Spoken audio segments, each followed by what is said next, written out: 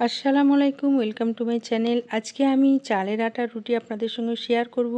এখানে আমি মার্কেট থেকে প্যাকেট চালের আটা যেটা পাওয়া যায় সেটাই আমি নিয়েছি।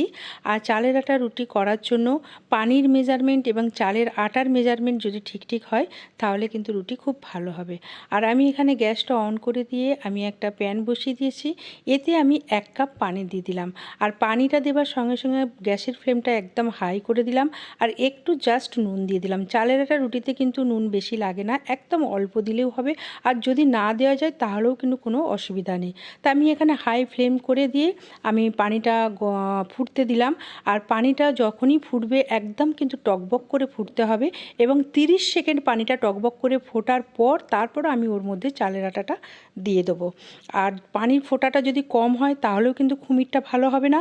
আর বা যদি একদম গরম পানিতে ফুটছে না, শুধু এমনি গরম পানিতে চালের আটা দিয়ে দেবো, তাহলে কিন্তু রুটিটা একদমই ভালো হবে না। তাই এখানে আমি পানিটা যখন ফুটতে শুরু করেছে তারপর থেকে আমি 30 সেকেন্ড এইভাবে আমি পানিটাকে ফুটিয়ে নিলাম। এইবার এর মধ্যে যে কাপের আমি পানি নিয়েছিলাম সেই কাপেরই 1 কাপ চালের আটা দিয়ে দিলাম। এতে আমি ময়দা বা গমের আটা কিছুই মেশাইনি, প্লেন চালের আটা আমি দিয়ে দিয়েছি এবং ফ্লেমটা একদম লো ফ্লেম করে দিয়ে আমি আটাটা ভালো করে পানির মধ্যে নেড়ে নিলাম এবং একটা ডো তৈরি করে নেব। তো এইভাবেই কিন্তু নেড়ে নেবার পর চালের আটাটা যখন আমার খুমিরটা করা হয়ে গেল তারপরেই কিন্তু ফ্লেমটা আমি একদম বন্ধ করে দেবো। দিয়ে এইটাকে আমি 1 মিনিটের মতো আমি এভাবে চাপা দিয়ে রেখে দেবো এবং চাপা দিয়ে 1 মিনিট রাখার পর আটাটা যখন সেট হয়ে যাবে তারপর আমি এটাকে মাখবো।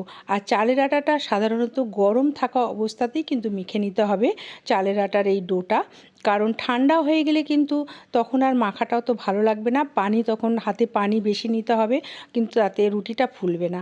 আর যদি গরম অবস্থাতে আপনি মেখে নিতে পারেন তাহলেই কিন্তু ডোটা খুব সুন্দর এবং সফট হবে। তা আটাটা দেখুন সেট হয়ে গেছে। আমি এখানে একটা প্লেট নিয়ে নিয়েছি, প্লেটের মধ্যে আটাটা আমি ট্রান্সফার করে দিলাম। আর এখানে আমি কিন্তু অলিভ অয়েল তেল নিয়েছি, আপনারা চাইলে এখানে ভেজিটেবল অয়েলও নিতে পারেন। আমি অলিভ অয়েল তেল একটু আঙুলের মধ্যে নিয়ে নেব যাতে আঙুলে আটাটা লেগে না যায়। আর এখানে তেলের বদলে কিন্তু আপনারা পানিও নিতে পারেন। তো পানির থেকে আমার মনে হয় তেল একটু হাতে লাগিয়ে নিলেই ভালো হয়। আর প্রচণ্ড গরম আছে তো সেই জন্য একটু তেল হাতে লাগিয়ে নিলে আর অতটা গরমও লাগবে না, চটপট মাখাটা হয়ে যাবে। আর যদি মনে করেন একটু পানি হাতে বুলিয়ে নিতে পারেন তাও হবে, কিন্তু আমার মনে হয় তেল নিলে বেশি ভালো হবে। তাই এখানে আমি অলিভ অয়েল তেল নিয়েছি, আপনারা যদি ভেজিটেবল অয়েলও নিতে পারেন তাহলেও কিন্তু হবে। তবে সর্ষের তেল বা ঘি বা বাটার এসব কিন্তু নেওয়া যাবে না। তো এইভাবেই কিন্তু আটাটা আমি ভালো করে মেখে নেব। যেহেতু গরম আছে একটু হাত শুয়ে ভালো করে মেখে নিতে হবে এবং খুব সফট একটা ডো তৈরি করে নিতে হবে। এইভাবে দেখুন আমি একটা সফট ডো তৈরি করে নিলাম। এইবার আর একটু ভালো করে মেখে নিচ্ছি। দেখুন তা গরম আছে তো একসঙ্গে ভালো মাখাও যাচ্ছে না, একটু থেকে মেখে নিতে হচ্ছে। আর গরম অবস্থাতেই কিন্তু চালের আটাটা মেখে নিতে হবে, তাহলে কিন্তু রুটিটা ভালো হবে এবং সফট হবে। তা আমার কিন্তু দেখুন এরকম সফট একটা ডো তৈরি করে নিয়েছি। এবার আমি লেচি কেটে নেব। আর লেচি কাটার সময় যদি মনে করেন দেখেন যে লেচি কেটে যখন আপনি একটা গোলা তৈরি করবেন তখন গোলাটা যদি ফেটে যায় তাহলে মনে করতে হবে যে আটাটা আমার ভালো মাখা হয়নি, আমাকে আর একবার ঘুরিয়ে মেখে নিতে হবে। আর গোলাটা যদি মনে করেন ফেটে না যায় তাহলে মনে করবেন যে আমার আটাটা খুব সফট মাখা হয়েছে এবং রুটিটাও কিন্তু সফট হবে।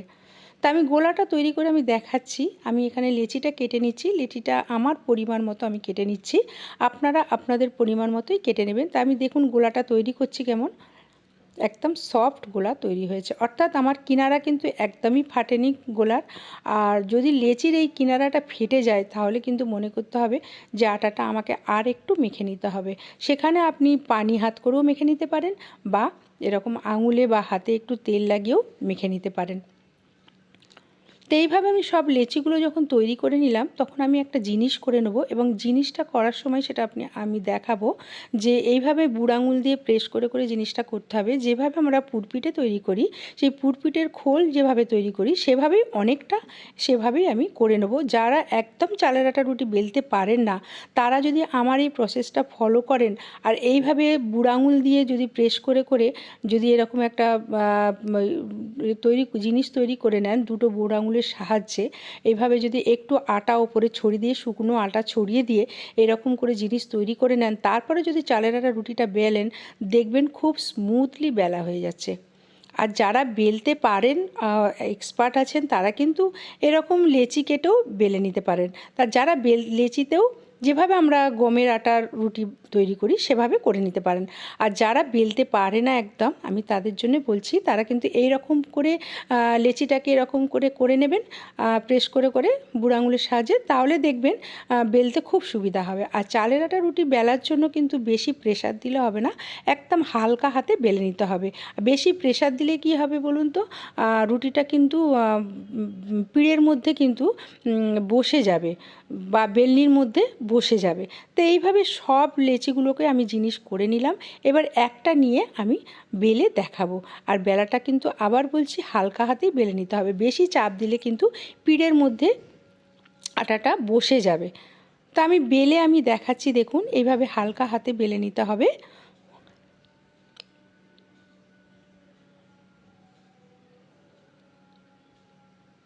যদি মনে করেন যে আমি কম আটাতে বেলতে পারছি না, আমাকে একটু বেশি আটাই নিতে হচ্ছে, তাহলে কিন্তু কোনো অসুবিধা নেই। আর রুটিটা বেলে নেবার পর আপনি একটু আটাটা ঝেড়ে নেবেন, ঝেড়ে নিয়ে তারপর আপনি সেঁকে নেবেন, তাহলেও কিন্তু রুটিটা খুব সুন্দর হবে।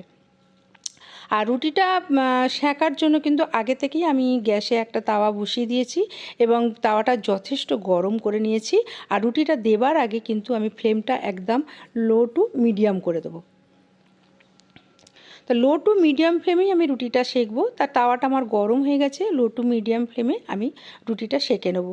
আর রুটিটা দেখুন দেবার পর মানে কিছুক্ষণ পর দেখবেন রুটির ওপরে একটা বাবলস, ছোট্ট ছোট্ট বিন্দু বিন্দু বাবলস ফুটে গেছে।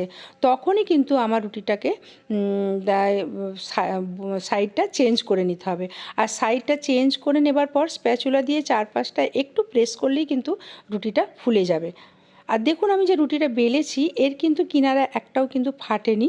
আর যদি আপনার খুমিরটা ঠিকমতো না হতো, পানির মেজারমেন্ট যদি ঠিকমতো না হতো, বা আটাটা যদি আপনি ঠিকমতো না মেখে নিতেন, অর্থাৎ হাতে পানি লাগিয়ে বা তেল লাগিয়ে না মেখে নিতেন, তাহলে কিন্তু মাখাটা যদি ঠিকমতো না হতো, রুটির এই কিনারাগুলো কিন্তু সব ফেটে যেত, আপনি ঠিকমতো বেলতেই পারবেন না। তাই এইভাবে কিন্তু রুটিটাকে বেলে নিতে হবে।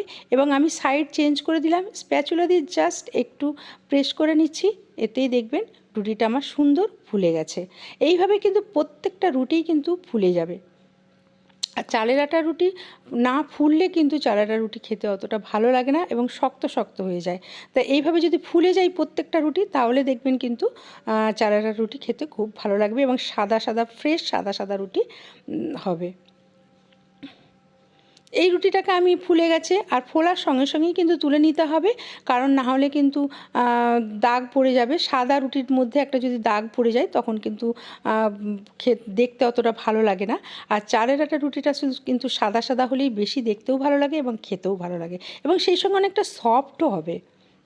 তা আমি এই রুটিটাও দেখুন একটু দাগ পড়ে গেছে, কিন্তু এই রকম দাগ যদি পড়ে যায় তখন দেখবেন একটু হয়তো দেখতে ভালো লাগছে না।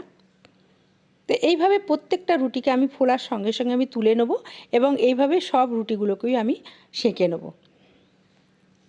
আমি আর একটা রুটি আপনাদের বেলে দেখিয়ে দিচ্ছি। আমি এখানে একটু আটা নিয়ে নিয়েছি এবং হালকা হাতে এইভাবে কিন্তু বেলে নিতে হবে। আর যারা বেলতে পারেননি, আমি আবার বলছি, তারা এইভাবে যদি জিনিস করে নিয়ে বেলেন, আরামসে বেলতে পারবেন। একটু আটা বেশি হয়েছে, আমি হাত দিয়ে ঝেড়ে নিলাম, নিয়ে এইবার আমি এটাকে সেঁকে নেব। এইভাবে প্রত্যেকটা রুটি আমি সেঁকে নেবো এবং প্রত্যেকটা রুটি দেখুন আমার সুন্দর করে কিন্তু ফুলে যাচ্ছে। আর চালের আটা রুটি আবার বলছি ফুলে গেলেই কিন্তু মানে সফট হবে এবং খেতেও ভালো লাগবে।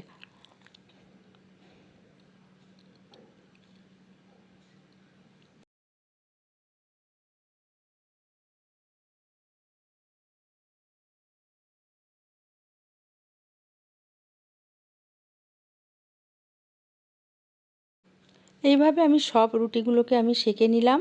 আমি 1 কাপ পানি নিয়েছি এবং 1 কাপ আটা নিয়েছি। এই আটার পরিমাণ পানির পরিমাণ যদি ঠিক হয় রুটিও সুন্দর হবে এবং সফটও হবে।